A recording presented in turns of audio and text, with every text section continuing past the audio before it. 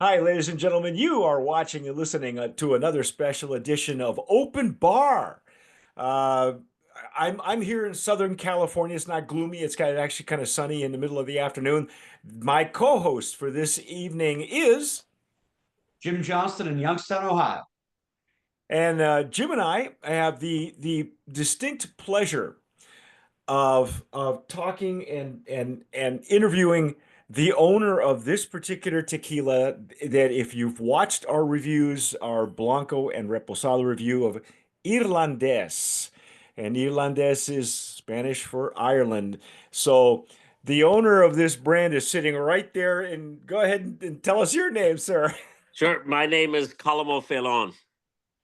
And Colm, I got it. I think I told the story when we were doing the Blanco. The Blanco review went like 30 minutes because most of it was the stories we told prior and after of the tasting. But I met this gentleman. He was a late arrival at an event last August at in Pasadena when we were doing an industry evening before a big show in Southern California in Old Town, Los Angeles, actually. And this guy took me aside and held me captive for like 20 minutes telling me the story of the San Patricios, which is what this is based on. And I want to let Colin tell us a little bit about that because he got so passionate about this story. And I'd heard very briefly about this particular brigade of Irishmen that fought for it was that the Mexican independence? It was Mexican-American It War. was the Mexican American War. Yep. Mexican-American War. Okay, I got to get my wars correct because this is a part of history that nobody talks about, Yes. unless you're in Mexico or unless you're an Irishman who's got a love for tequila. And so anyway, he went like 20 minutes before before we even poured anything, Yes. and I felt You're like, I'm dry. My lips are dry. yeah, yeah. And I said, as soon as we tasted that Blanco, as soon as I tasted it, I said, okay, I need to get Jim on this one. If we're going to do this review, Jim is going to have to, he's going to have to listen to this story and talk to Right. Colin because he's our token Irishman on the group. That is We have true. a guy in the UK and I got an Irishman in Ohio. So, we got 13 tasters in the US and one in the UK. So here we are. Um, but Jim, I know you had specific questions for Colin about or Colin, do you want to lead off and tell us why tequila? Because you were telling us off camera you had studied the agave plant for a couple of so, years. so what? I mean, I left Ireland the 1st of November 1986. Over 60,000 of us left. There was no work. We were a third world country. I wanted to be a wildlife ranger in Canada. That's what I wanted, but they wouldn't let me in. So I came to Massachusetts. It's all true. That's what I wanted. Now it's easier, but you couldn't get into Canada back then in '86.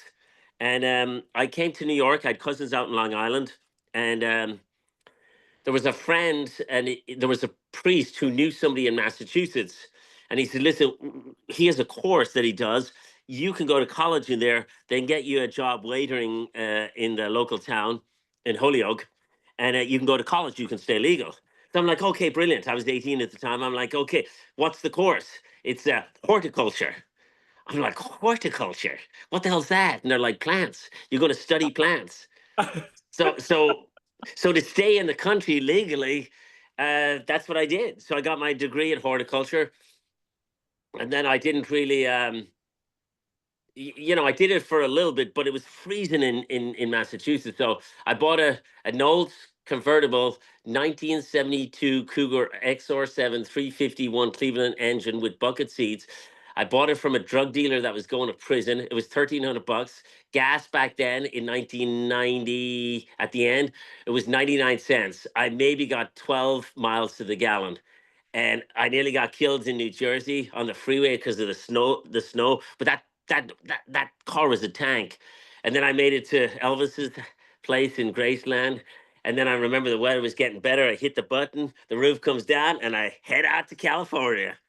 And then I was in California for about 30 years. And then we just moved to Texas because of the fires. Actually, the house across the way in Sierra Madre burnt down. The firefighters from Nevada Las Vegas saved our house, our old house, and then the mudslides came, and then the whole street got mud and everything. So it's kind of crazy. Jeez. Um, so yeah, so then what happened was coronavirus hits, and that's nearly 4 years. That is 4 years ago on St. Patrick's Day. Yes. 5 years. Is 5 years it? ago on Oh, St. Patrick's Day.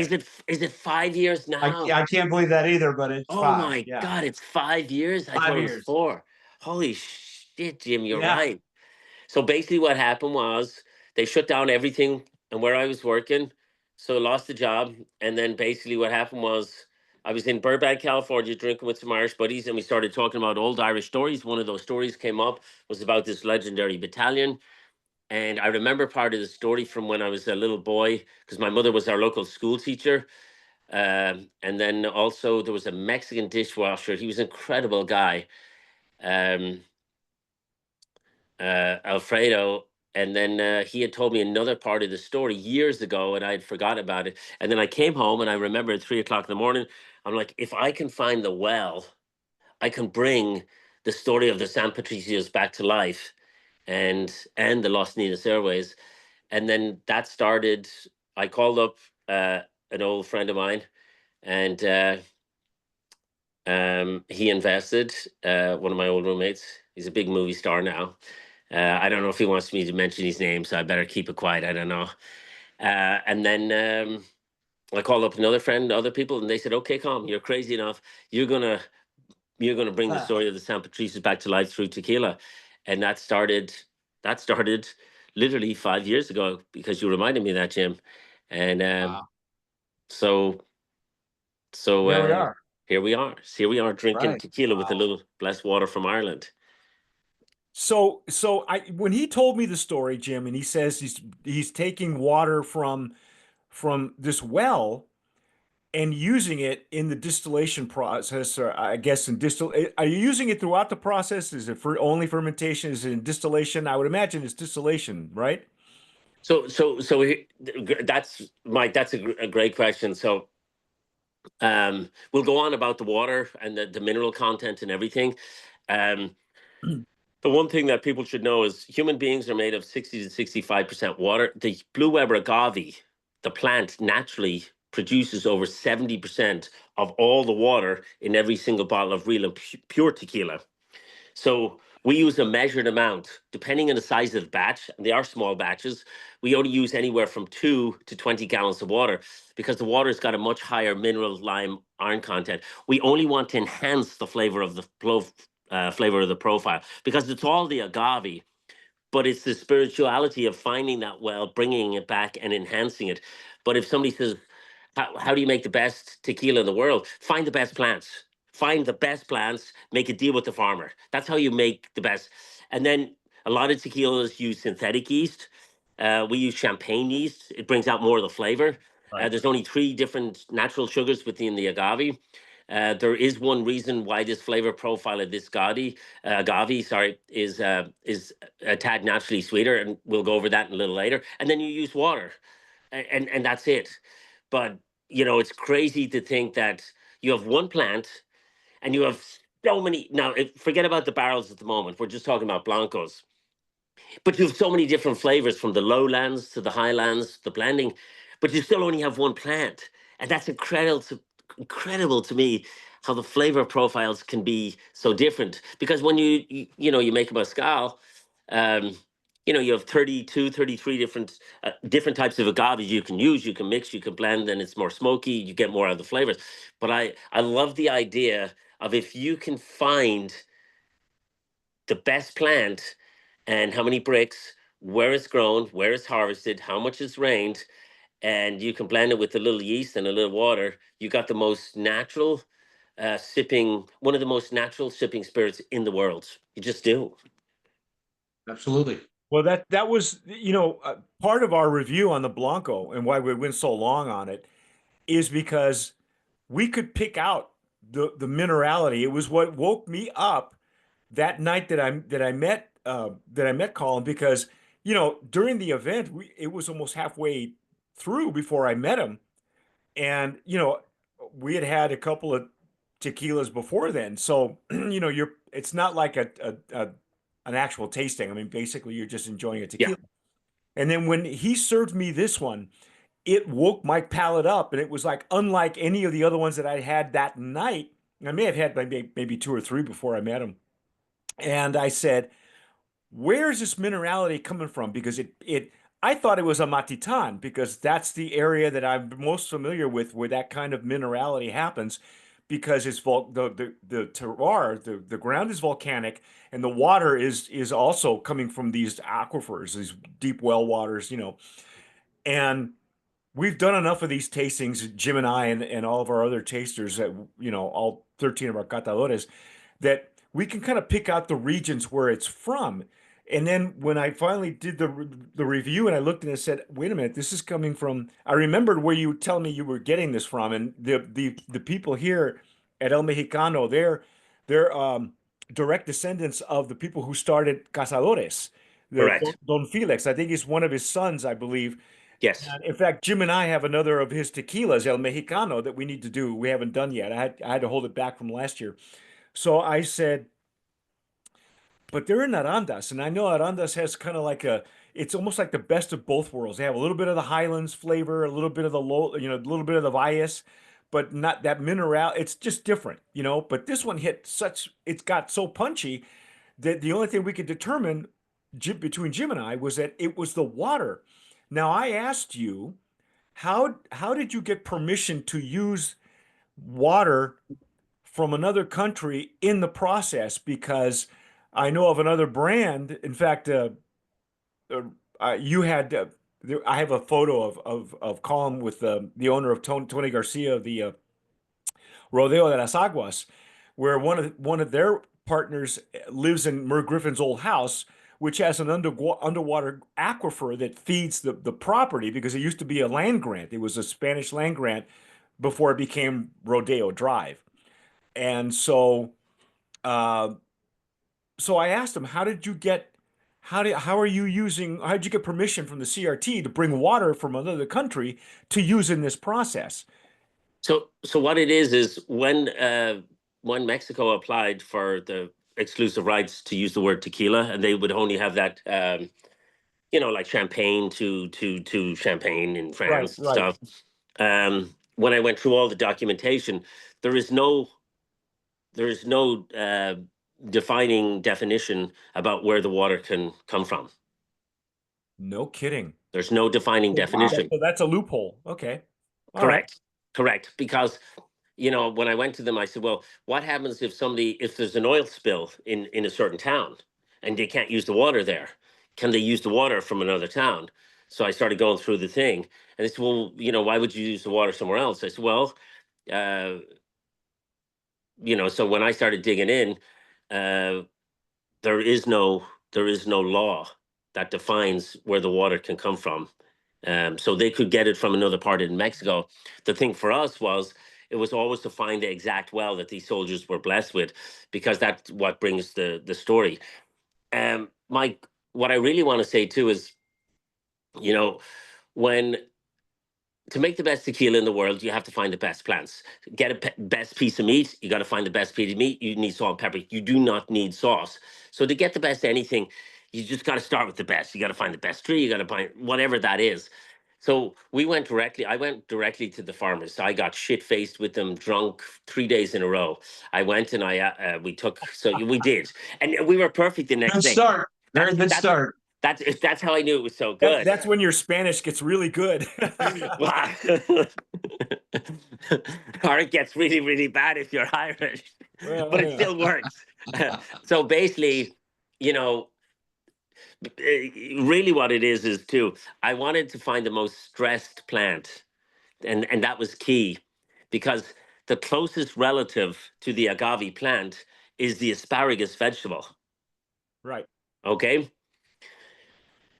Remember when we were little kids and our mom used to say, finish your greens, eat your vegetables, they're good for you, good for you. She was 100% right.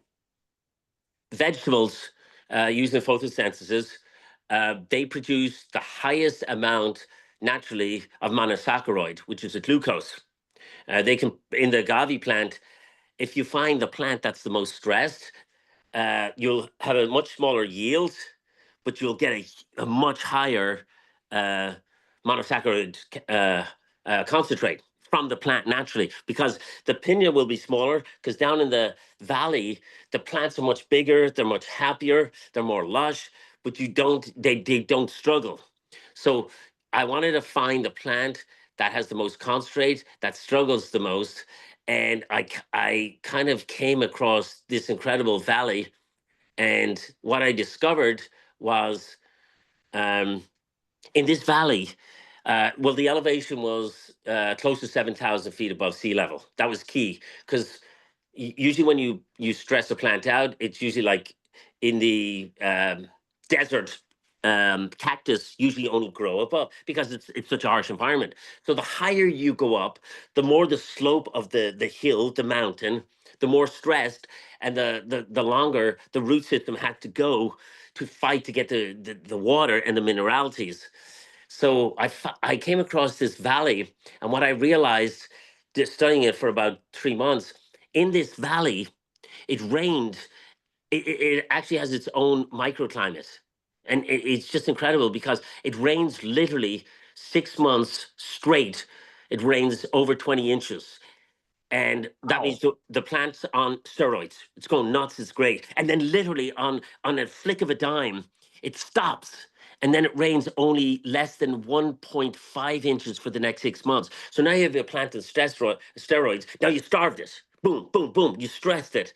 So the plant is very, very stressed. It's going back and it's going forward for the next 6.5 years. So it'll bring out more of the monosaccharides. But then the next thing that was at the elevation, but the key to this was the microclimate. Usually in most parts of the world, we have 4 different seasons: spring, summer, fall, and winter. In this valley, there's no such thing. Because of the equator and because of where the moon is situated, the agave plant is one of the only plants that's a lunar plant too. It uses photosynthesis during the day, but it also grows by the light of the moon. But this plant, where it particularly grows in this valley, it's 12 hours of moon and 12 hours of sunlight. It changes over the course of 365 days, only 8 minutes per day. So, what that means is, like when somebody grows cannabis indoors and they give it all the natural light and then they lower the lights to make sure they flower, they can get 4 harvests, maybe 5 in a year if they time it right. In nature, you can only get 2 harvests, spring and the fall. But in this valley, the plant grows, it never stops. So it's continuously growing, because there's no seasons. It's the same level pretty much throughout the year. So that plant's growing all the time. So when our parents were telling us, you got to eat your vegetables, eat your greens, your stuff, they were right. People who eat a lot of vegetables and absorb a lot more of the monosaccharide naturally, which is a green plant from the agave, which is basically a relative of asparagus. If you can get up to 65%, you'll get the plant naturally a little sweeter. Naturally, the flavor profile, you'll get more minerality, because the roots, just like in Napa, when you're down in the valley, the root systems of grapes go down maybe 6 to 8 feet. When you get up to Mount Veeder on the slopes, they got to go down 16, 18 feet, because they got to find water. But the grapes are smaller. You'll get a lesser yield, but you'll get a much natural, juicier, natural, sweeter, just flavor of the soil and of the agave. But what I was realizing, if we could get the monosaccharide up to 65%, it's basically like eating your greens naturally. And it's impossible. You could drink this much of this tequila. It's impossible to get a hangover if you drink it by itself. It's impossible, because the monosaccharide is one of the only sugars that naturally, as you're drinking it, it lowers the sugar level in your body. People who are diabetic, if they were to drink a lot, they actually should drink pure tequila. I'm not even saying this tequila, but they should drink, pure tequila. No, Sete Legways, Ocho, Don Julio, Fortaleza, the really good stuff. That's simple, Yeah. because it lowers the blood sugar levels. But another key thing too is, when people consume a lot of the natural greens, they up the alkaline content in their body and they lower the acidity. Cancer predominantly only grows in an acidic environment. So people who consume a lot of those monosaccharides have a much higher chance of not developing any type of cancer. So, Wow. So we have to have a horticulturist on for everything we talk about about agave from now on, because Yeah, I that know, right? was So the it- most no, no, scientific that was explanation we've ever had. that was just natural things. There's three different types of sugars in the agave. You can take them, you can separate them, you can blend them, depending on one yeast, depending on when you harvest the plant, how much water contents in the plant at the time. I can tell you when's the best time to harvest. We're one of the few actually allowed to go into the fields. We take the agave, we make sure it's 40 brick. The reason why margarita, lime, and salt was invented in the United States is because they never sent you good agave. They sent a green banana. In this bottle is a perfect ripe yellow banana, a perfect strawberry. It's 40 bricks. That's the key. Find the best plants. you can actually say that it's 40 bricks because first of all there is no there again one of the loopholes in the normas is that there is no designation for how many bricks need Yes. to be used because what we know is that tequila is made with a diffuser. What really drives the industry right now is the amount of bricks in a plant. So the plant can be 2 years old, it can be Yes. 6 years old. If Yes. the bricks are at 24, it's coming out of the ground. We don't care. Obviously, we know that the Yes. longer the plant stays in the ground, the more it acquires the conditions and the elements of the area that it grows in, the microclimate. Why go through all that trouble to find a microclimate where you can grow agave and then pull everything out at 2 years old? Right. It Oh doesn't no make no no sense. no. You oh God. That would Yeah, that would but oh that's what's happening. The what people are growing agave on the sides of the yes. roads. When the pricing is good right now, the pricing is Yes. through the floor Right. of agave.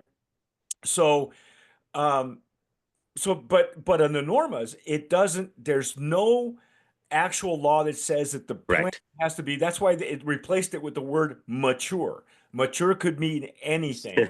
Mature generally means 24 bricks or higher. No. So and the folks from El Mexicano being who they are, I mean they're agave growers. If you've ever been to Arandas, that family's very powerful. They're all agave growers, and they all Nope. sit around at the restaurant behind Cazadores, and they set the price of agave for the day. That's what they do. The meetings of the families, they sit there and they pretty much price out what agave is going to be for that month or for whatever. And so again, I would imagine that they're going to be a little bit more old school. They're going to use, a higher bricks. Can you actually? I know that there's an instrument that you can use to measure that. Can you say that for sure that you're using 40 bricks? I mean, can you use like, is there anything lower or higher, or is it within the ballpark of 30 to It, 40? it's you, Mike. We went. We're one of the few, and they wouldn't let me. They wouldn't let me at the start, and I had a fight, and then they forced on the second time. But then I went back, and I said, "No, we're not going to do it." We're one of the few that's allowed go to the fields. We tested. I tested twice, then I tested two more times.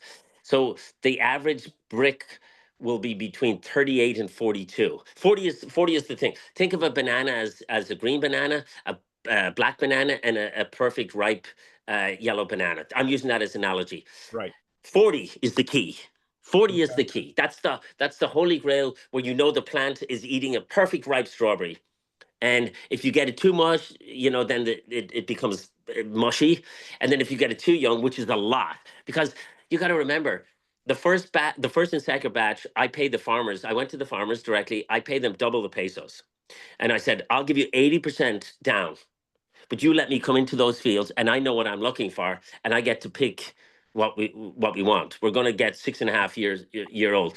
You can even do Wow. it there in that value. You can do 5.5 because of the elevation, and if it's more stressed on the side. But the key is not how big the plant is. It's really the testing of the natural sugar content in the plant to know. And you can, like you said, cutting agave. You know, okay, the big brands, they are going to cut quality over, they're going to do 2 and 3 and 6 years and maybe Right. 8 years old. They can lowball the price. They're huge. I mean, they're big brands. But I went to the farmers and I said, look, we'll always get it from this area because of where this boy was born, and I'll pay you first. I'll pay you double the pace as everybody else, but you let me come taste it. Second time, do it. I'll put 80% of the money in your bank account so you know I'm not full of it. But no cartel, no middleman, nobody else. And then I said, after that, we'll make a deal and I'll pay you 2 pesos over the going price per kilo every single time. But you let me go and you let me test the agave, because and we're going to follow the truck. We have a father and son follow the truck, Oh yeah. because what they'll do is they'll take that truck down a different road, and that 6.5-year-old agave that we bought, and I know is perfectly ripe, it could also go down a different road.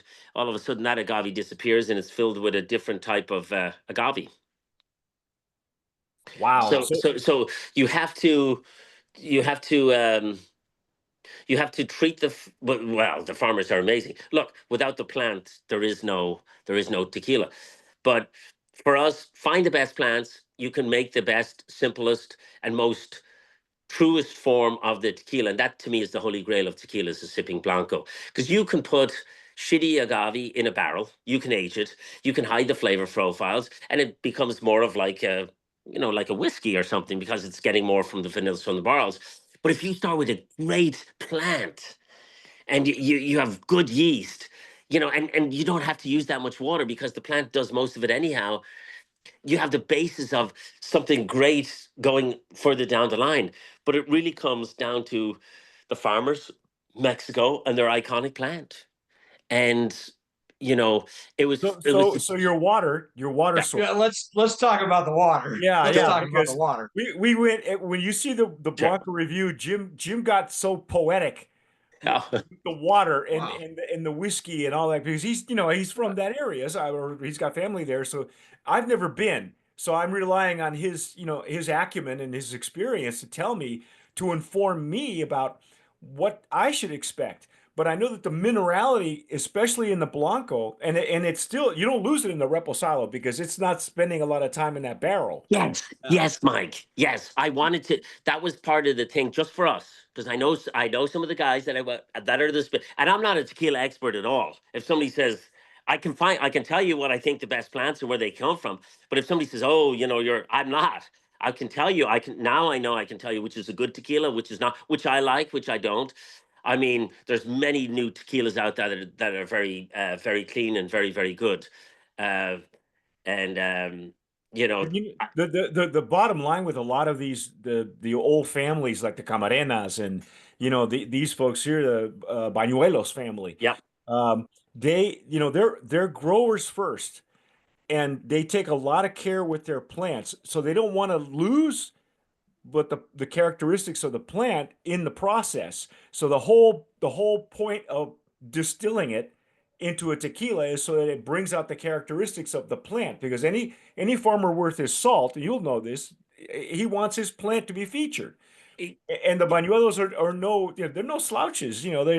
That's why Cazadores was so popular, because all they did was, and I said this to Jim in the review. I said this repo is a throwback. This is an old school reposado. It's just long enough to It round is. out the edges. I think Jim said it. Yeah, this repo's been to finishing school, is what he said. Yeah, that's exactly it. so because the minerality and that agave is so good, um, and like I said, Mike, it's between 38 and 42, Okay. and Yeah, it might even that's the strike zone right there. that's the Okay. strike, because depending on the field and the year of the field when it was planted, some will be a little slopier, some will be a little higher, some will be get a little more sun because there's an oak tree or over. So on average, you want it to be 40, but you want it to be like 38 to 42. That's when you got really, really, really, really good natural sugar levels. But then again, the reposado, because the Blanco is so good, I said, let's just rest it just enough where we still can taste tequila and taste the flavor profile. And we just want to enjoy it. So that was it. But the third batch, oh my God, and it's still down in Mexico. The third batch, we charred the barrels just a little longer, and I open air. It's a good mistake, but it's a bad mistake. We open air vatted the Blanco for 3 days. That's why it's so like just gorgeous, and it holds in your mouth. You lose it, you lose a bit. We did it for the Reposado. I and we lost. They said we lost nearly 9% over those 3 days Wow. of product. But I I I sent I put the Blanco in our first two contests. Got 96 points in one, both individual and both. I didn't do the Reposado because we're still playing with the Reposado. This is great. I love it because you're right. It's old school because you can still taste it. But the third batch, I got to get you when it comes, because I've tried it, but it's still in Mexico because I was able to negotiate keeping it down there, so they store it for free.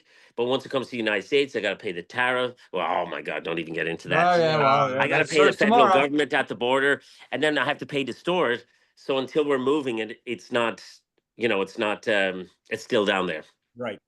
Well, and the water part, and we've talked about the Yeah. plant, and that's the difference is because when you come from a whiskey country, water is the most important thing Yes. along with the barrel. Malted barley doesn't have enough time to take up any terroir of any kind. It grows a couple months down, malted in.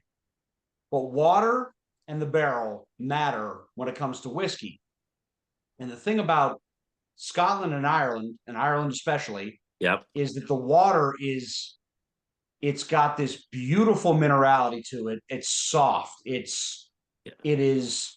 picks up all of the organic matter that is in that terrain, and then it kind of filters itself down through a natural. Ireland is like a natural Brita filter for water. It just kind of goes through all this beautiful stuff to get to this limestone base, and then it picks up all this minerality to it, and it's soft, and it makes great whiskey that pulls everything out of a barrel that it possibly can. And so your Reposado didn't have to spend a lot of time in that barrel, but the minerality in it was able to pull everything out of that barrel that it needed to just kind of round it out and soften it a little bit. The Blanco is bold. It's phenomenal. It's got a big agave, mineral, peppery kick to the front end of it. And then you get that Reposado, and all those flavors are still there, but they're just kind of a little bit more spread out and just a touch softer. And I think that's the water. Yeah. Well, look, can you do me a favor, Jim? Can you pull up your T-shirt just a tad for me so I can see your T-shirt? Just a tad. Okay, so Guinness. So the Guinness doesn't travel well. No, Guinness it doesn't. Guinness uses water from the Liffey. It's got a much higher lime content. The Yes. closer you are to St. James Gate, the brewery, the better the pint. The closer you can get to the bar, the better the pint. It's more creamier, it's thicker. Guinness Or now. up at the top floor. You're up on the top floor, so Right. you're right. Water has a huge part to do with it. But there again, I still go back to the farmers. By finding the valley and the plant where this plant comes from, over 70% of the water naturally is produced from the agave itself. And the key to me was to find the highest monosaccharide, the most stressed plant that would bring out more natural flavors. And I believe in my heart that the soldiers from Ireland that helped save the Mexican army, that water that comes from the well was blessed by St. Patrick in the 4th century. It's one of the most famous wells in Ireland. I think it's the only well in Ireland where 3 saints visited at the same time. And St. Brendan was baptized in that well. And I believe the heart and soul of the story, when we go into it, I believe that, and that water is blessed, that I believe, when we drink it, like what's incredible, forgive me now, because this makes me a little emotional. There was a bunch of Me too. there was a bunch of incredible Mexican guys working in the back kitchen in a bar called Bartley Dunn's in New York. They were one of the first places to have it. And I actually went in during Christmas, and I sit down and I says, "Oh, what's that over there? They didn't know who I was. And they're like, oh, no, this is the tequila. The water comes from Ireland. And I'm like, really? I said, is there any good? He said, no, it's brilliant. We just got it in. He said, you know what the guys in the kitchen, we bring them out every night and we pour them all a shot of the Blanco. But you know what they do before they drink the Blanco? They put their finger in, they bless themselves, they make the sign of the cross, and they say, to And the, they say, I know to the San Patricios, to the you San were Patricios. you were doing the same thing, and Yeah. if you watch Irlandes's Instagram, you were tasting the tequila at several pubs in Ireland, and everybody that would take the shot was blessing themselves, and I'm going, Jim, you got to watch this. This is Well, and I think holy they water. found out where this well was, and believe me, I absolutely understand that story. And this is where we get into the history of Yeah.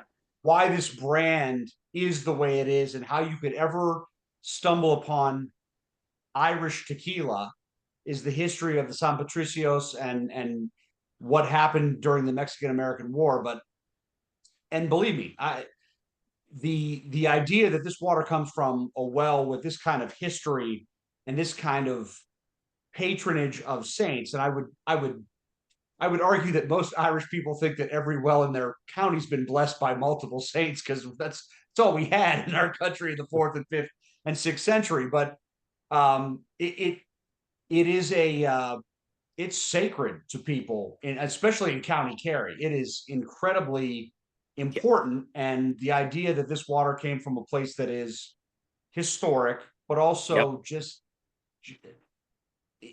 the quality of everything that comes out of that place is about the ground that it came from, and the water is no exception. But that's the important part of the history of why there's a couple guys wearing Ireland and Guinness shirts and shamrocks and all that stuff talking about tequila, is the San Patricios, and that battalion that basically defected across the Rio Grande for a multitude of reasons, number one of which was they couldn't practice their Catholic religion. Yeah. I mean, I'd love to go into that story a little bit, because Please do, because at the end of the day, you know, some of the people that I worked with, the hardest working people are Latino people, Mexican people, and some of the best. They're just simply some of the best. And it's their plant. First and foremost, tequila is Mexico. We just wanted to celebrate a piece of history that has been lost when Mexico and Ireland were united. This is the spirit that unites. This is what we call this tequila. It's the spirit that unites. It unites Mexico and Ireland because of a time when certain things happened to them, and they came together.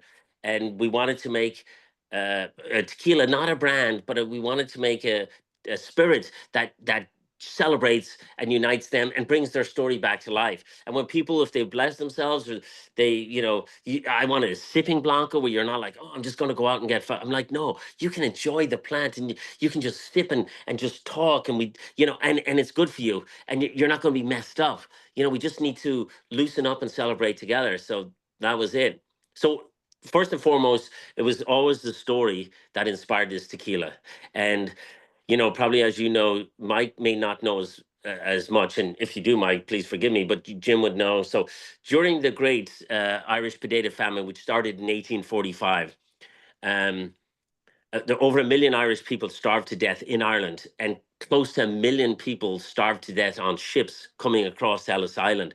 They were renamed coffin ships because so many people starved of and disease, and they were thrown overboard, and they were forgotten, and they're lost forever. But some of the Irishmen that did make it across, as soon as they were getting off the boats, some of them were robbed, they were beaten, and a lot of them were forced against their will into the United States Army. Now, at this time, the United States Army was 99.99% Protestant, and they despised and they hated these Catholic lowlifes. We were the lowest of the lowest. You've heard the term "no Irish need apply." No That was in Irish New need York. apply. No Irish need Absolutely. no Irish need apply. Send in the Irish. So they wanted the Irish to do the the dirty shit work. work, The the dirty shit work, work. the Yeah. shit work that nobody else would do. So basically, what they did, though, not the United States Congress, but the United States Army would go on to deny them their First Amendment rights. It was unconstitutional. It was against the very First Amendment. They wouldn't let them go to church to celebrate their faith because they were Catholic. So about a year in 1846, 200 of these Irishmen said, fuck, we got fucked in Ireland. We're fucked in America. We're fucked. What are we going to do? So about 200 of them, they rode all the way down to Texas. And on a Sunday morning, they heard the church bell across the way. And 40 of them, and it's all documented, 40 of them swam across the Rio Grande River on a Sunday morning to go to a Catholic church to celebrate their faith. It was their God-given right. Now, Polk, he was the president of the United States of America at this time, and he used this as one of the pretenses under Manifest Destiny to declare war on Mexico. And they started burning down Mexican Catholic churches. So these men formed a battalion, and they swelled to about 400, and they were known as Battalion Irlandes, the Irish battalion, the San Patricios of St. Patrick's, and they went against thousands and thousands of soldiers. And over the course of the next year and a half, they were in 5 major battles, and they became legendary. They became the most famous artillery unit in all of Mexico, and they weren't even Mexican. Wow. There was the convent of Mexican nuns that took pity on this battalion because they had no flag. So they made a flag for them. On that flag, they put Éireann go Bragh in Gaelic, our language. It means Ireland forever. They had that fat flag at the Battle of Churubusco. Santa Anna, who was the leader of the entire Mexican army, he begged this Irish battalion to help save the retreating Mexican army in August the 20th, 1847, at the Battle of Churubusco, because they were an artillery unit, and they did. But because the nuns had made a flag for them, they wanted to save their convent. They surrounded their convent in Churubusco, and they saved it. Still stands today in testimony that they once lived. But by doing this, they got surrounded by the United States Army, and they were finally captured. It's the biggest military desertion rate in all U.S. military wars. It's double the desertion rate of the Vietnam War. And back then, there was 19 million Americans living in America. At the start of the Vietnam War, there was 197 million, 180 less people. 10,000 United States soldiers abandoned the United States Army, and they went back to America. And only 50 Irishmen were punished. And to this day, it's the single biggest mass hanging in all United States history, in violation of their own laws and against the international articles of law. They illegally and unjustly hung 48 of the San Patricios, and they shot 2 of them by firing squad. Ulysses Grant, who participated in some of these battles, he would go on to become the president of the United States of America. His biggest regret in life was this battle. On his deathbed, one of the last things that he said when he was dying was, and I quote, he said, it was the most unjust war ever waged by a greater nation on a lesser nation. Abraham Lincoln completely opposed the war because he knew it was a land grab. He was a young congressman at the time. He lost his next election because of this stance. The United States Army denied, and they lied for over 60 years, until finally, in 1915, the United States Congress forced the United States Army to admit what they illegally and justly did to 50 Irishmen. They hung 20 of them on the 10th of September, 1847, but they deliberately kept 30 of them alive for 3 more days. And that was for the final battle, and that was for the Battle of Chapultepec Castle, which overlooks and protects Mexico City. If that castle falls, Mexico City will be on its knees, and Mexico will go on to lose over 2/3 of its country. Winfield Scott, he ordered the remaining San Patricios only to be hung the moment the Mexican flag has taken at Chapultepec Castle. One of those soldiers to be hung, his name was Francis O'Connor. He was mortally wounded. Both his legs were blown off in battle. His legs were amputated the night before. They had him on his stumps for over 3 hours. It was 93 degrees that day, and they gave him no water until they hung him. But before he left Ireland, in 1845, as was tradition and still is to this day, he had taken holy sacred water from an ancient well in his village, blessed by St. Patrick in the 4th century. And when he was to die, he asked a Mexican priest to anoint him with this same sacred water. I searched Ireland for over a year because there's over 3,000 blessed wells in Ireland. I finally found the well. I made a deal with the farmer, and we hand sourced that water, never on a Sunday, never on a holy day. and then we take it 5,202 miles down to Irlandes, Los Altos, the highlands of Mexico, to make the first and only tequila in the world that unites Ireland and Mexico. With only 3 all-natural ingredients. And then what happened was there was 800 Mexican soldiers against 2,200 American soldiers. The Mexican soldiers were forced to surrender after about 2 hours to a more stronger and powerful nation. And all that was left to do was hang the remaining San Patricios. And then a miracle happened. There were 6 Mexican children. They were boys. They're known as the Los Niños Airways. They wouldn't surrender the flag of Mexico from the top of Chapultepec Castle because they knew they were going to hang the remaining San Patricios. The first boy they killed, his name was Francisco Marquez. He was 13 years of age. He is born where we hand source a ripe, mature agave. We made a deal with the farmers. Out of all the 5 regions in Mexico, we'll get it from nowhere else, our agave, because of what that boy did for the flag of his country and what he did for the San Patricios. They killed 4 more boys.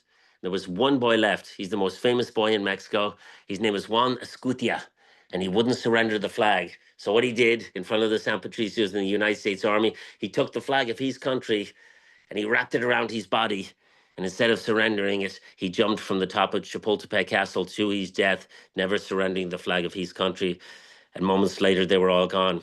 But then, exactly 100 years later, finally, in 1947, the President of the United States of America, Harry S. Truman, he flew down with 22,000 American soldiers, more than double the desertion rate, and he got down and he laid a wreath at this monument. An American reporter had the audacity to ask Harry S. Truman, the President of America, Mr. President, why would you do such a thing? Those Irishmen fought against the United States.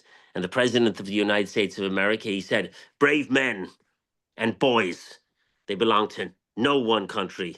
I honor bravery wherever I see it. Wherever I see it. Thus acknowledging and accepting and taking responsibility what was unjustly done to 50 Irishmen and 6 Mexican boys who died defending the flag of Mexico, and they never surrendered their faith. And still to this day, pretty much every single school all over Mexico, on a Monday morning, every child must go out into the play yard and they must point to the flag of Mexico in honor of the San Patricios and the Los Niños Airways, that their story will live on forever. In America, we have the 4th of July. In Mexico, they have the 15th of September. That's why this tequila was made, not because of anything else. It was made to bring their story to life because it deserves to be brought back. Wow. I will run through a wall for you, my friend. That is the most, and because obviously I know exactly what you're talking about, and it's incredible, the story and the history and all of that, and the connection that is there. And I think that that is something that if you see this bottle on a shelf and you have no idea where this came from or what that history is, and you see a shamrock or on a bottle of tequila, and you think, what the hell is that doing there? And you go back and you listen to this and you actually know this story and you know about this connection between these 2 countries and how far back it goes. And the fact that to this day, on St. Patrick's Day in Mexico, they celebrate the San Patricios. Yes. 2 weeks from today, we are filming this 2 weeks out from St. Patrick's Day.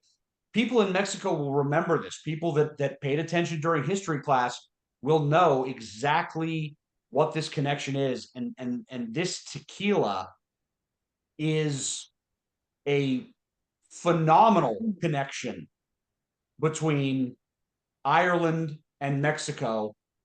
The fact that you have the agave coming from where that last boy was born, and the water from where that soldier was blessed in that well, it's spiritual. This is something that is more than just the product that you've put in a bottle. It is a spiritual reflection of why spirits themselves are important to us, why we do what we do, and the fact that you can sit around with your friends and have a drink and unite yourself in camaraderie.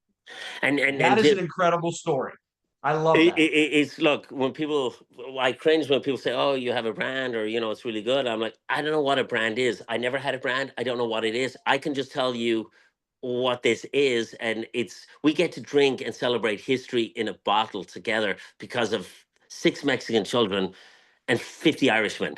and that's Yeah. all that I know. And it's like I am blessed. I'm just a little part of it, but I am blessed to know that story, to be able to find the plants, to engage with the farmers. It's all Mexico, it's all their plant, but to be a part of it just makes me feel, we get to unite and celebrate together. It's the people's tequila. It's ours together. It's not some celebrity putting their name on and saying, I have a tequila and it's great. I'm like, okay, beautiful. I'm sure it's good. But I was like, let's celebrate. Let's celebrate Mexico and let's celebrate Ireland. We got 25% of the United States population. 80 million Americans claim Mexican and our Irish ancestry. And Yes. you know, they they both kind of got screwed. We got Oh screwed yeah. by I the mean, if English. you want to talk about struggle, not only do the plants struggle, the Yes. people have struggled. And everything about this is a great story about how that little bit of struggle kind of makes you better. It makes the plants better, it makes the people better, it makes all of the things that we do better because we've got a history of that struggle. So it's an impressive embodiment of the story. And I can't believe you got all of that wrapped up into one bottle, because if you look at the label, Yeah. you've got the agave fields and the That limestone that's little be, that's beside the building next to well. the well. Next to the You've well. got, And you know, and you got 50 a clad drops. out there with an agave. So, It's but the clatter is the ring that they took off his finger, Francis O'Connor, to return. But if you look at the 50 drops going into the well, that's 50 drops of blood for the 50 Irishmen that were killed. And if right, you look at the top, it's the Ballad Cherbusco, death and glory. Bos agus glory, in our language, Gaelic means death and glory. right. And then you have the Mexican flag and the Irish flag together, united. It's to celebrate. It's to celebrate those two nations. It's to celebrate the farmer, that incredible plant, a little bit of water from Ireland. And I believe when we drink it, we're getting a little blessed. We're feeling like we get to celebrate a little bit of our heritage, our history together, because we're a part of it. And then that agave is such a special plant. It's an incredible plant going back to the Mayans and the Incas. It's just an incredible plant. So, um, if we were going to try and do it, we were going to try and do it the best that we could. That was the key to me, because we have to celebrate them. This cannot be it's a hokey grow, some green St. Patrick's Day tequila. I'm like, no, no, no, no, no, no, no. Yeah, I'll yeah. shoot. No, no, no. I'll shoot. Like I have to tell you a funny story too. Even when I was getting the water, it's like, Richard, and he said, no, no, there's tons of water in the well. You can just take it, Colin. You can take the water. I said, no, no, I can't take the water. He said, but people take the water all the time. I said, I can't, because if I take it and, you know, I make money and stuff on this, I'll be cursed. And he said, why? I said, well, there's a whole story behind it. And he says, well, what are you Well, going to because do we're with Irish and we feel guilty about it. yeah, yeah, yeah, yeah, yeah. He said, "Well, what are you going to do? What are you going to do with it?" I said, "Well, we're going to make tequila." And he's like, "What's that?" And I said, "Well, it's the spirit that they drink in Mexico." God, I've never even heard of it. I don't drink. I'm a teetotaler. So I said, "Great." So I said, well, I'll make a deal with you. I'll give you €1,000. You put it on the mantelpiece. You keep it for a year. And if I can raise the money, you'll sign a contract for the next 25 years. I'll hand source the water, no pipes, no nothing. We won't change anything. I'll do it during the winter when the well's completely full. And, if I can't get it off the ground after a year, you keep the €1,000. He says, I tell you what, I'll put it on the mantelpiece. I'll keep it there for the year. You call me if you don't get your thing going. I'll give you €1,000 back. But if you get it going, then I'll sign whatever you want. So I'm like, okay, thanks, Richard. So a year goes by, and I'm like, Richard, I raised the money. I can't start going. And he says to me, he says, my God, you know what, Colm? It's all so exciting, and I don't even know what we're doing.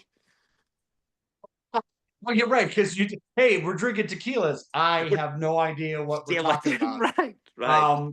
Because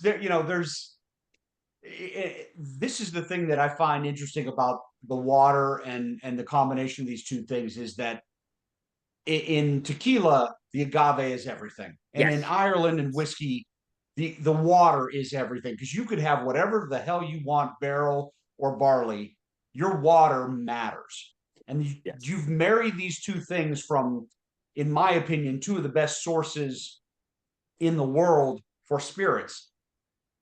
Agave, and we had a podcast here with Guy Fieri from the Food Network and the owner of the Santo Spirits brand, who said this is the only spirit that comes from one single plant, one single thing. You can make vodka out of potatoes or rye or whatever you want to.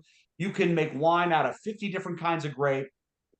Blue Weber agave. That is it. That is the only thing that can go into this. And for you to marry up probably the two signature things in terms of spirits, the agave of tequila and the water of whiskey and of Ireland, to really make this shine through.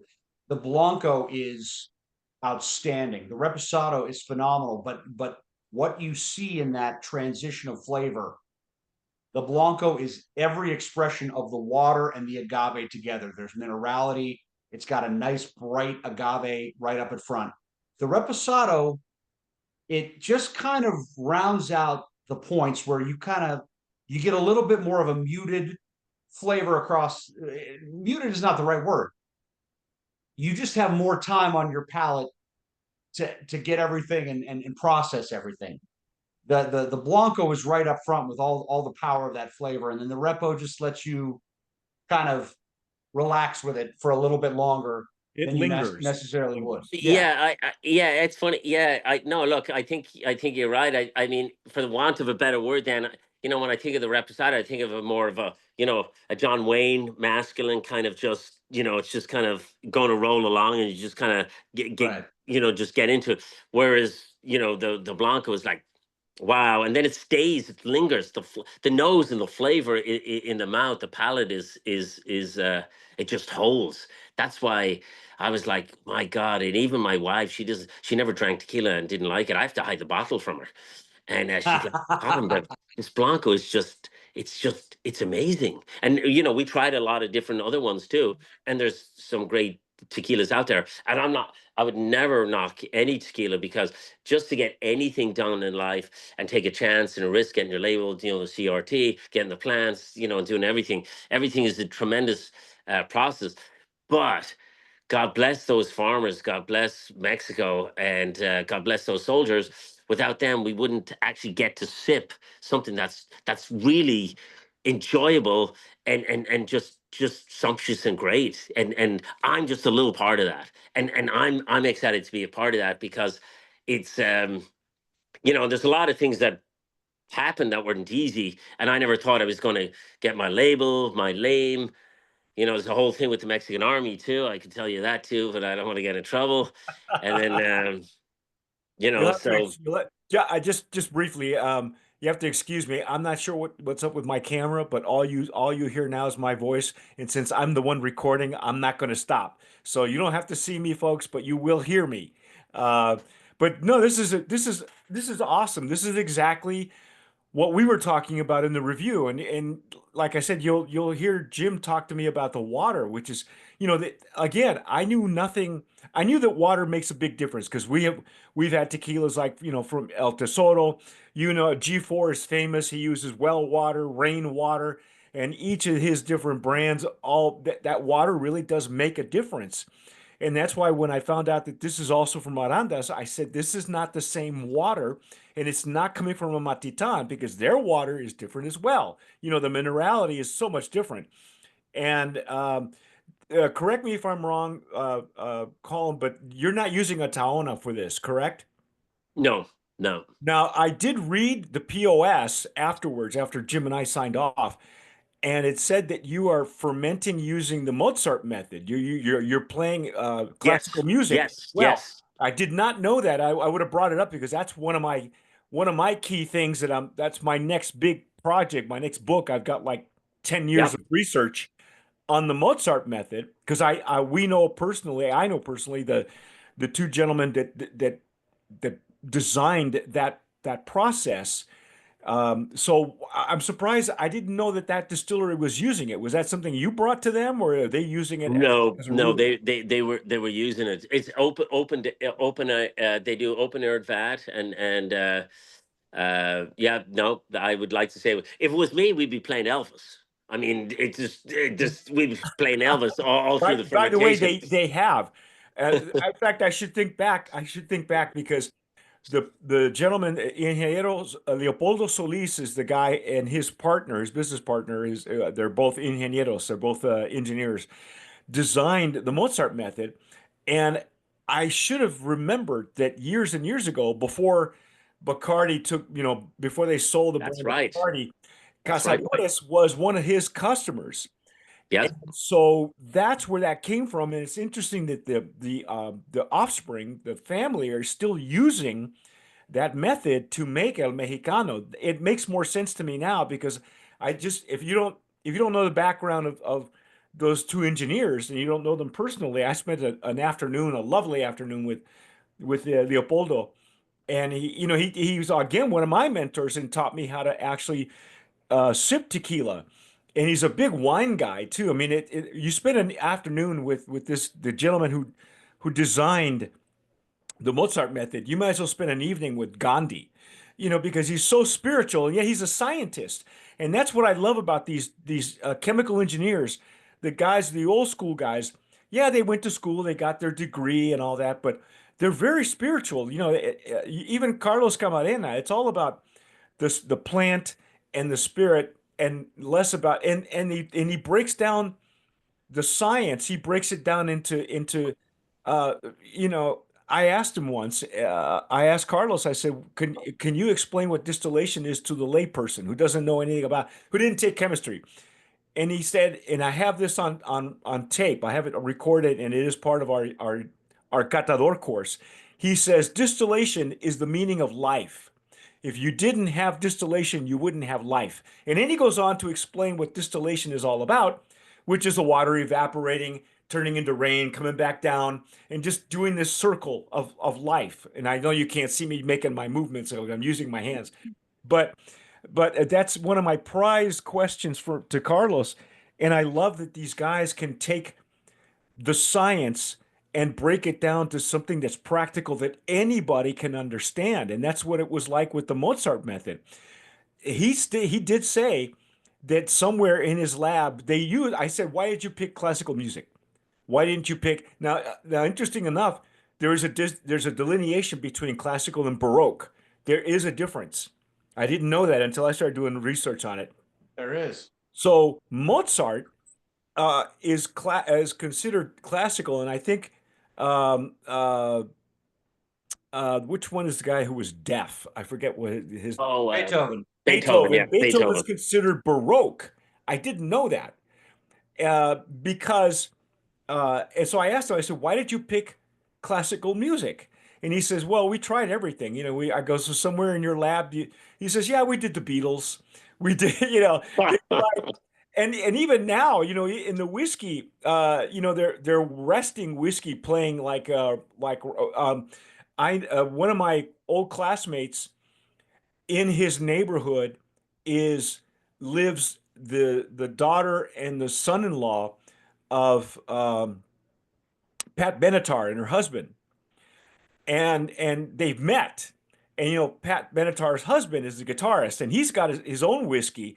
But in the resting room, in the barrel room, they play rock music. So they're playing rock music. So Three chord. what's that? The brand's called Three Chord. Yeah, Ah, three Yeah. chord. And Hey, that's Mike, by the way, do you know where Pat Benatar's husband's from?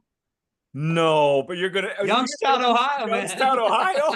of course, Where you got to plug. everybody's got a connection. Yeah, there you go. I keep telling every time I talk to Jim, even off camera, like we're doing now, like I'm off camera. Sorry about that, folks.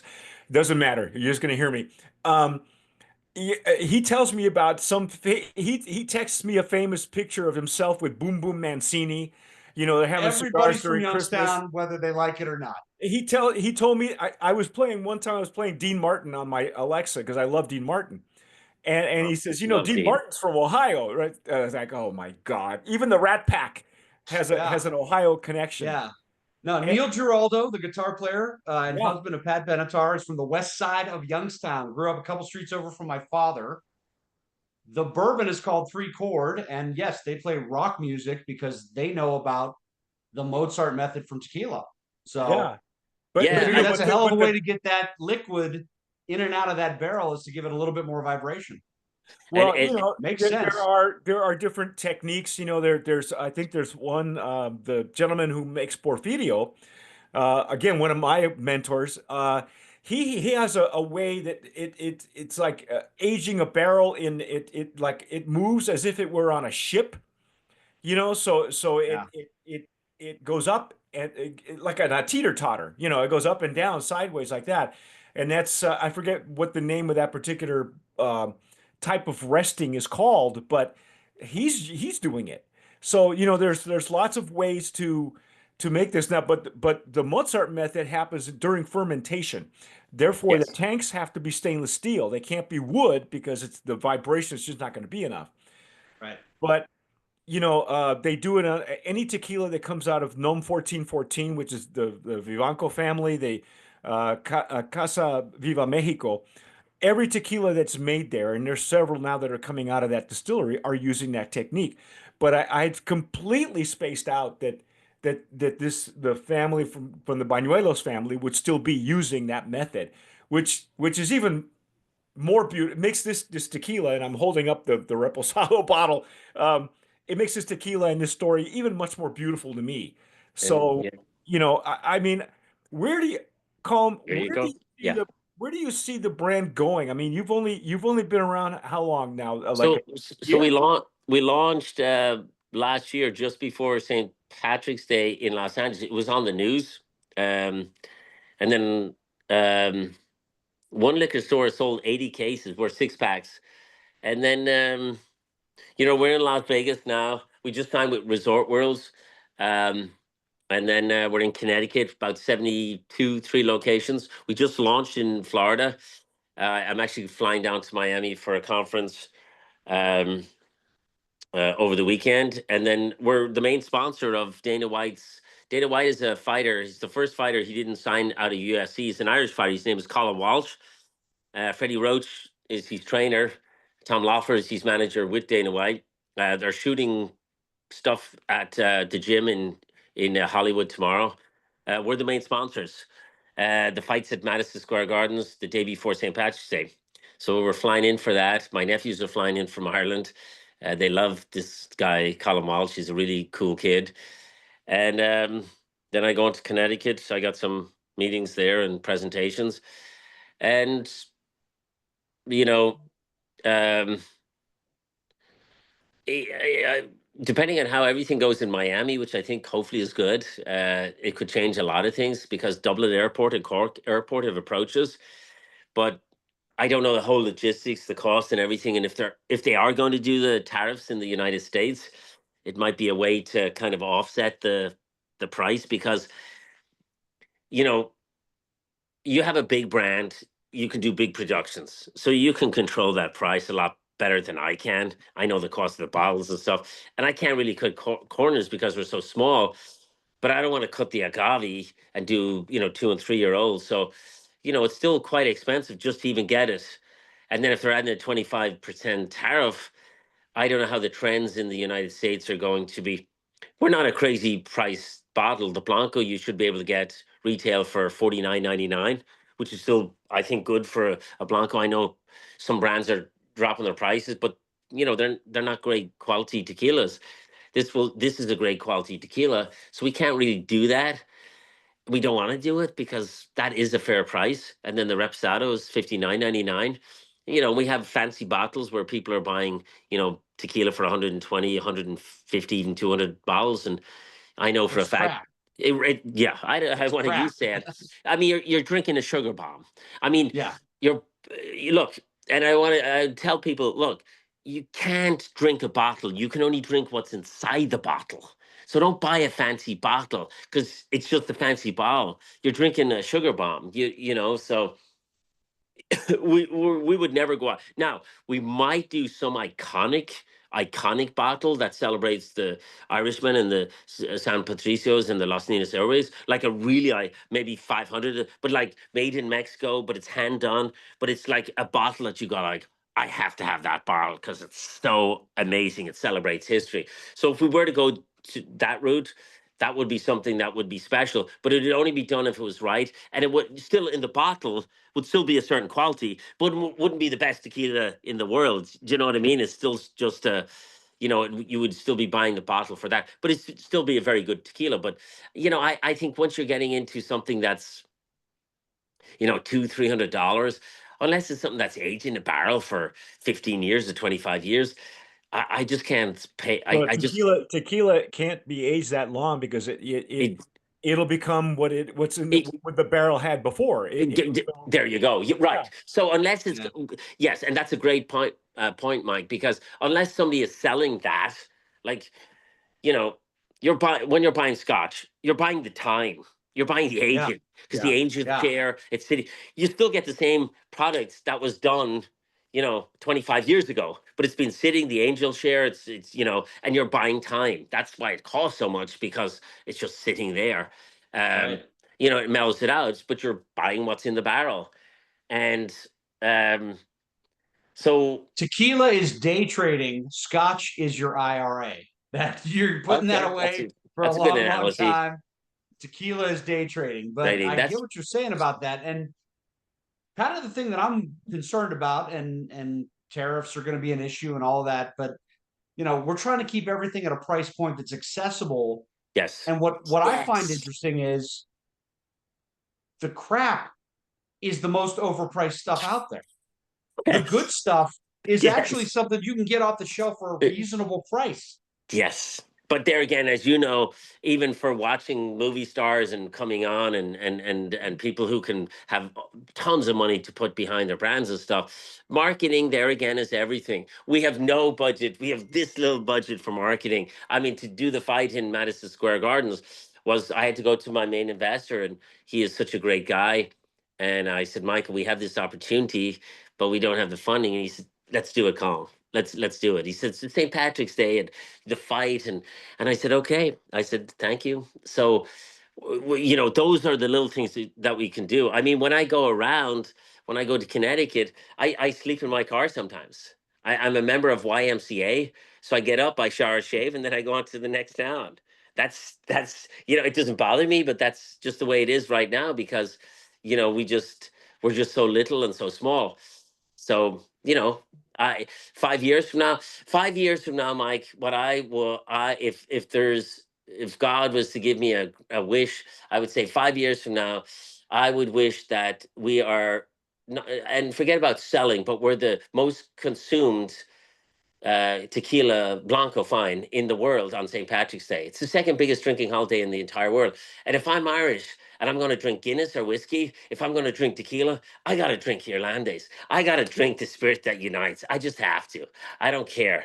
That's for me would be the dream. And then on Cinco de Mayo is the fifth biggest drinking holiday, and the fastest growing segment is the Latino population, and nobody has celebrated it within them, even their culture and their history. It's always been somebody who's taken it, and put their name on it.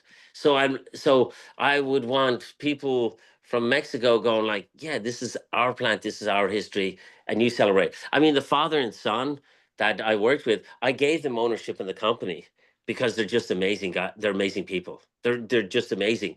And it was The part of the Bañuelos family, you mean? no, there's a father and son. Oh, uh, the growers, you mean? no, there's a father and son that when we started out, they Manuel doesn't speak any English. He speaks very little. I don't speak any Spanish. But he came up here and I told him the whole story. And I had them, I would pay them, but I had them for 3 years go around searching for the best agave, the best distillery. And then we would go and go over notes and everything until we found the right distillery and we found the right plant. But that was 3 years of work. So I gave them a percentage of the company. They own part of the company. So if the company Okay. becomes successful, they're taken care of because they're part of the whole. It's a whole family. It's you drinking, you celebrating, you give me the time to us talk about experiences together. It's all of us together, and so I would like for Cinco de Mayo on St. Patrick's Day that somebody says, hey, we're drinking your tequila. And I'm like, it's not my tequila, it's our tequila. It's like, yeah, Mexico never gave up. The Fighting Irish never gave up. We're going to keep going. I'm like, yes. And just so you know, Jim, when I was doing my research, you know Canelo, the Mexican fighter, Canelo Alvarez. Yeah. Okay, Mike, you know who he is? I do. But Mike, are you still there? I'm here. Can you hear me? Yeah. So you Okay. know who he is, Mike? Yeah, Canelo? I know who he is. Um, uh, So Canelo, famous boxer, Canelo. he's Yeah, the most famous boxer in Mexico. right. He's still boxing. He's the legend, and he's still boxing.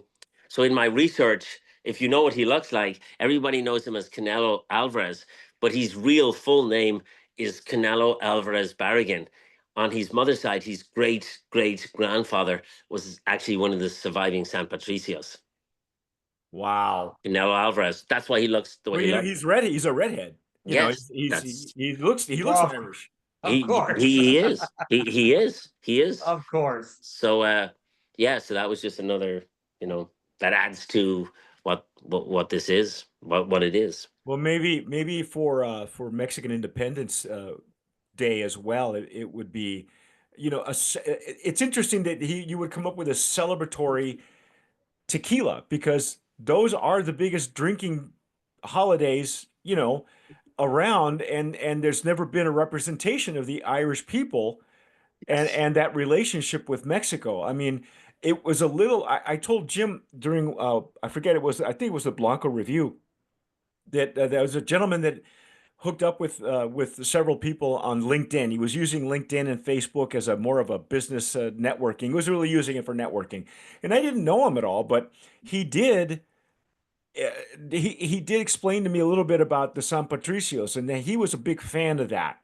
But that was the first I'd ever heard of that particular brigade or battalion, and up until and very little is heard up until this point, up until the tequila. So kudos to you, man. Yeah, This is all. absolutely. Well, and I It's said, not, at you the know what, outset of our review, one thing you should know is that from the time I started at Tequila Aficionado, I've always had a little piece of my heritage on my chest, whether it be a soccer jersey or a Guinness shirt or something like that. Because I didn't care. I was drinking tequila. Nobody gives a hell about Ireland if you're drinking tequila. It took me 8 years, and I finally got something that tied in my Irish heritage with tequila, and I've never been happier to taste anything. But I had to say at the outset of the review, this will be completely objective. I swear to God, I'm not going to let my heritage influence. there's And whether they believed it or not, I don't know if they did, but the stuff is phenomenal. This tequila is an excellent marriage of phenomenal agave, great water, great technique, and just dedication to making something that is a very high quality product. And I think this is a good part for us to just say that everyone, we're filming this 2 weeks out from St. Patrick's Day. I don't know when you'll exactly see this, but if you are of Irish heritage and you like tequila in any way, or even if you don't like tequila and you're looking for something to try and get you into it, this is your starting point. So Yeah. for all my family out there, the McAllisters and the O'Connells and the Raffertys and the Johnstons of the world, go get yourself some Irlandes tequila and read a little bit about the history and learn a little bit about not just what went into this bottle from hundreds of years ago, but what went into this bottle in the last year from this brand. And go find them, because I think there's some good stuff coming down the pike. And Colin, can anybody in Ireland Yeah. get this tequila? Is it available in Ireland? Or have no, you like I said, I had a Zoom call with Dublin Airport and Cork Airport. They will bring it in. The thing is, when people are going through Ireland, they're looking for Irish whiskey. They're not looking for tequila. I'm Yeah. looking at the price point too. Now, before there was 3 different brands of tequila at the airport, maybe about 2 years ago. Now there's 34, so it is moving a little bit. It's just the price point and trying to figure out the cost. I mean, look, I know if we got into Ireland, we have an Irlandes coffee. Irlandes coffee is it's an Irish coffee, exact, but it's made with reposado. It's the Irlandes coffee. Wow. We have a Hail Mary instead of a Bloody Mary. It's way with Blanco. It's the exact same as the Bloody Mary. We have a Bendita Margarita. It's a blessed margarita. Same thing as a margarita, but a splash of Irish, and it's really good. A splash of Irish, heavy Irish whiskey on top, and tannerin tahine salt, and it's excellent. So, You know, Jim, Wow. Jim he has a distinction of, and we have this on our YouTube channel as well. Jim filmed himself teaching bartenders in a particular bar to make Dick a Max margarita. at Dick Max in Dingle. oh, really? I made margaritas with all the bartenders at Dick Max. They said, you know, we keep this Oh, bottle of. I was talking to the current owner of Dick Max, um, Finn McDonald, and we were talking about, well, what do you do? And I said, well, you know, I kind of am a correspondent for this tequila magazine. He said, we keep a bottle of tequila back here for the Americans who want to do shots. And he said, that's really all we use it for. And I said, do you have the following things? And he said, well, yeah, we have lime juice and we have triple sec. And so I made margaritas and kind of showed them how to do it. And they passed it around. And we were in Ireland for a week where it was sunny and between 65 and 70 degrees every single day. So that never happens. I was in shorts and they're like, oh, this is a good drink for when it's hot outside. And when it's 70 degrees there, it's hot outside. So they're like, no, this is refreshing. It's not bad. I, of course, after I put my margarita down, went back to my Guinness and the phenomenal whiskey selection they have there. But yeah, I was kind of called Tequila Jim for the rest of the week when I walked in and out of the pub. That's how they knew me. That's Tequila Jim. So that's brilliant. And you know what, yeah, Jim? What I'll do is get me your address again. If you want, I'll send you on a T-shirt. Just absolutely. tell me Your this. business partner was nice enough to actually give me a cap, so I have a cap. I just right now my camera's not working. I'm not sure why, Okay. but you won't even see it. So, but it looks like the one Colm is wearing. So it's a No, Oh, yeah, yeah. I will wear that proudly. Absolutely. And and Jim, what I want is uh, I want for you and I to be in Dingle. If things go great, please God, you and I be there because I'd love to go to that pub and we get to do a shot with people there. And if it can okay. be the extra anejo and it's the barrels from Dingle, we have to go there. We have to Absolutely. because So God's gonna lead us there. yes, and that's the beautiful thing about this is that the anejo and the extra anejo coming down the pike are using Dingle Distillery whiskey barrels, and this is some of the most phenomenal stuff on the planet. If you are an Irish whiskey drinker, You got it. this is some of the most gorgeous whiskey in the world, and they are barrel masters. Everything from their previous distiller, master distiller Graham Cool, and their current, everything they do is cask and finish and barrel, and it is really, really a phenomenal program.